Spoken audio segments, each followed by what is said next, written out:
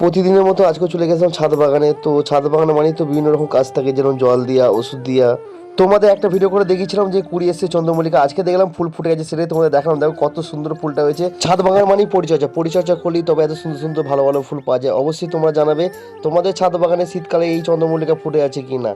Nursery থেকে যখন গাছটা নিয়ে আসি তখন ছিল মাত্র দুই একটা কড়ি, তারপর থেকে যখন এনে বসালাম তারপর এত কোনো কুড়ি হয়েছে। একটা ট্রিটমেন্ট করেছিলাম শুধু সর্ষের খোল, আর কিছু দেওয়া হয়নি গাছটা, তার মধ্যে এত কুড়ি চলে। তোমাদের ঘরে আগেও বলেছি এটা একটা 8 ইঞ্চি পটে বসানো আছে প্লাস্টিক টপ, আর দেখো কত সুন্দর লাগছে। আর গাছটিকে ওর জায়গার মতো রেখে দিলাম, তারপর শুরু করে দিলাম জল দিতে হঠাৎ করে দেখলাম একটি গাছে আরো ফুল এসেছে। চলো তো কি গাছ সেটা দেখাচ্ছি তোমাদের। গোলাপ গাছ দেখো, গোলাপ গাছে দুখানা করে এসেছে, আর খুব সুন্দর কালার গুলো।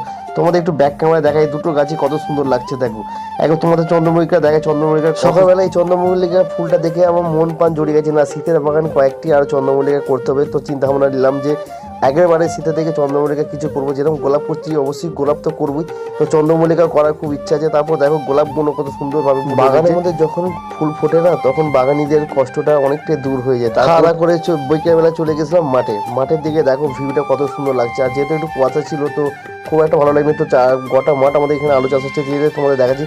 ব্যাক ক্যামেরায় তোমাদের একটু দেখাই আলু চাষটা কেমন হচ্ছে। দিকে আমাদের দিকে আলু গাছ অনেকটাই বড় বড় হয়ে গেছে। তারপর দেখলাম দেখো আকাশের মধ্যে আসলে এখানে সবগুলো কাক, আর এত কাক আমি বুঝতে পারিনি, প্রথম ভেবেছিলাম কোনো পাখি। তো তারপর দেখো তোমাদের দেখাচ্ছি কত কাক উঠছে মাথার উপরে। তো আজকে এই ভিডিওটা কেমন লাগলো অবশ্যই কমেন্ট করে জানাবে। দেখা হবে কোনো next video. Tata bye bye, ততক্ষণ সুস্থ থাকুন, ভালো থাকুন।